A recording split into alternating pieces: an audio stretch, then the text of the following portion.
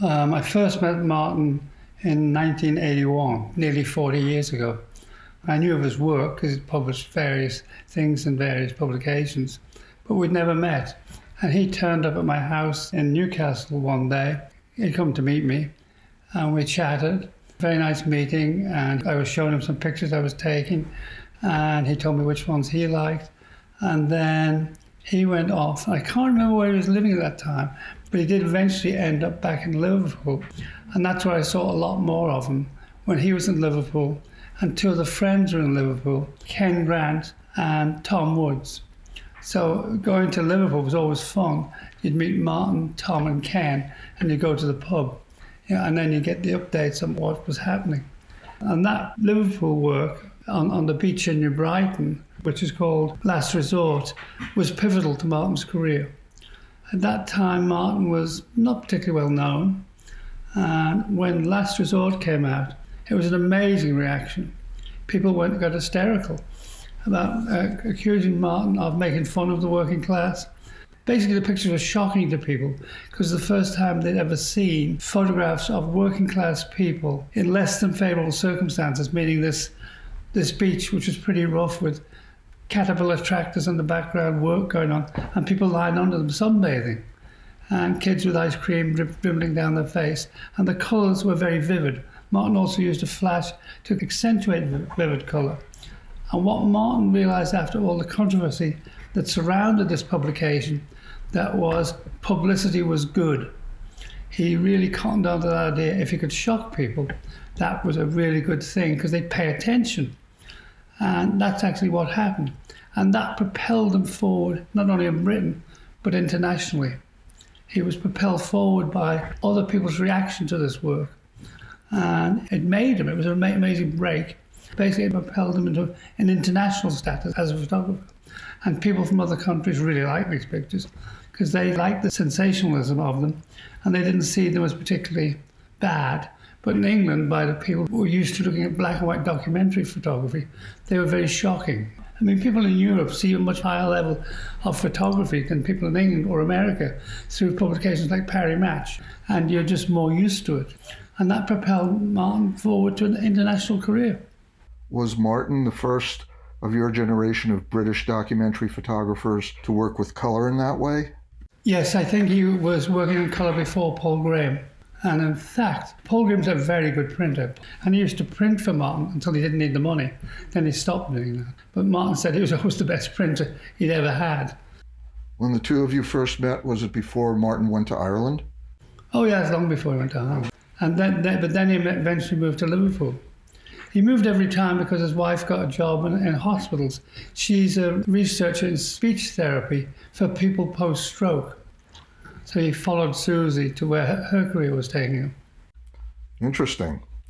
To think that Martin began photographing in Ireland because his wife got a job there seems like a bit of a happenstance beginning. It's even funnier. He got married because he moved to Ireland because he couldn't go to Ireland as a couple and not be married. It would create too many problems. So he got married just before he went to Ireland to make himself respectable. I remember going to the Museum of Modern Art in New York to see the exhibition British Photography from the Thatcher Years. Do you know how the photographers in the show were selected? Well, Susan was the curator of that show, but Martin was very influential. Martin suggested the people that he thought should be included. And Susan came to meet everybody individually in Britain and talk to them. And then she made the final selection. I think there were about half a dozen or maybe 7 names in the hat originally, and then it fell away to these 4. But Martin instigated the whole show as well. I've always had the impression that in addition to photography, Martin has entrepreneurial skills.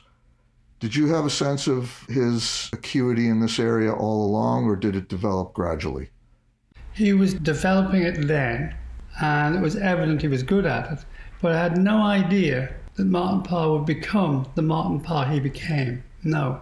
There was no clue that he'd become this international figure, this great entrepreneur in photography, this great promoter of photography, all the things he is. I had no clue about that, no. And he blossomed. I mean, he really, when the spotlight was on him and he grabbed it.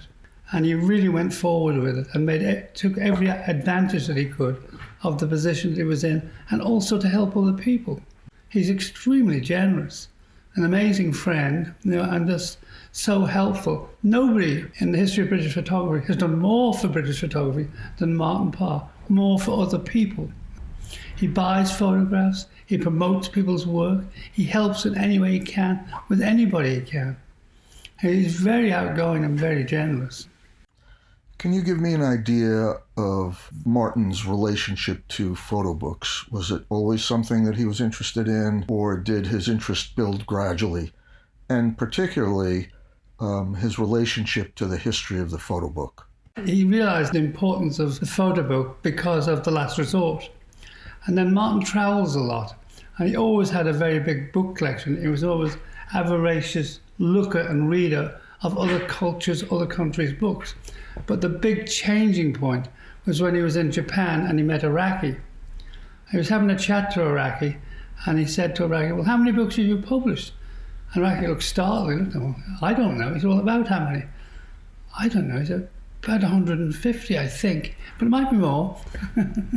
He didn't know how many books he'd published. And that changed Martin's life. Araki did a book, and then he did the next one, and then he did the next one, and then he did the next one.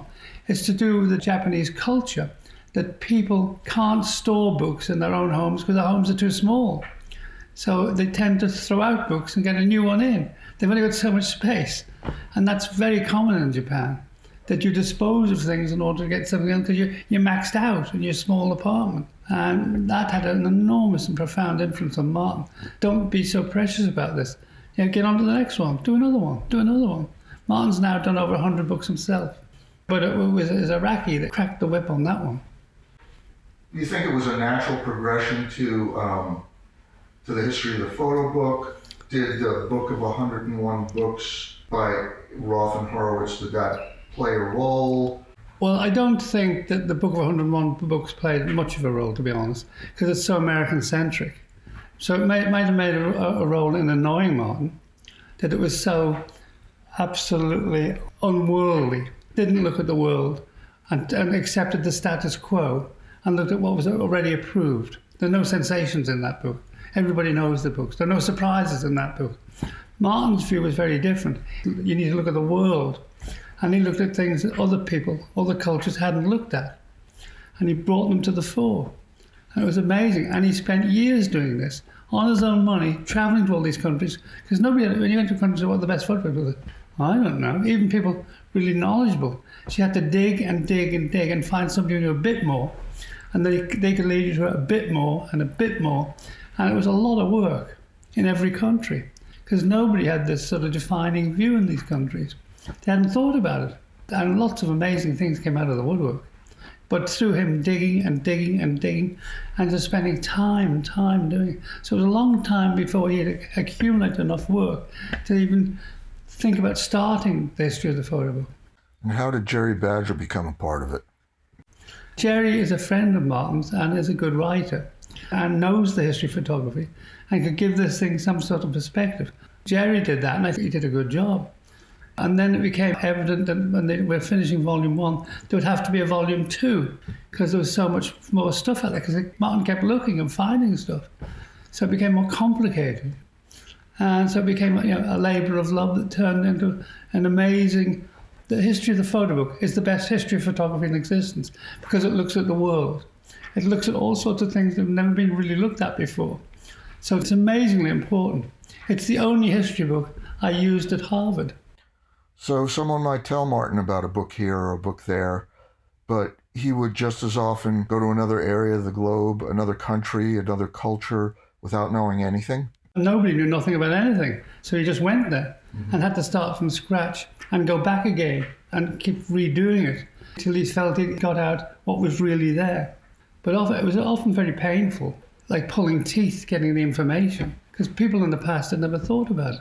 In India and China, people never thought about it. Would it be fair to say that of the British photographers of your generation, Martin was really the one who went beyond Britain in his work and photographed internationally? Yeah, for sure. Like, of the 4 photographers, Martin's the only one who photographed outside of Britain.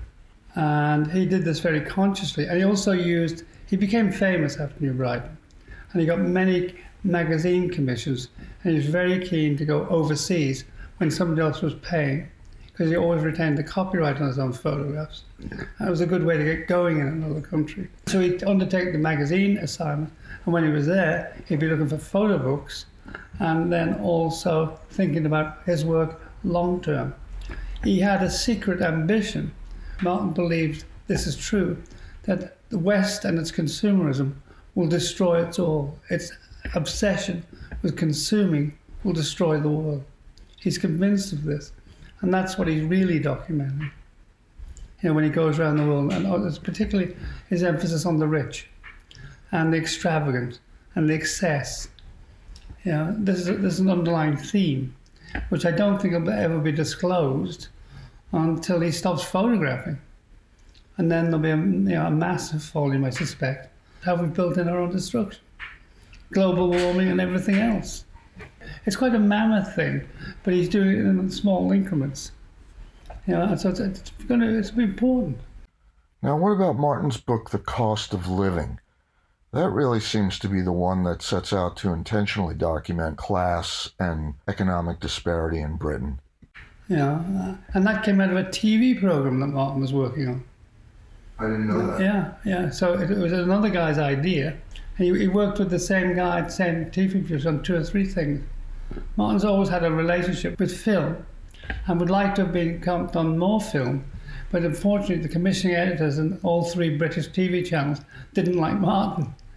So he actually Martin tickled Martin. He said, okay, that's fine, guys, and walked away from them.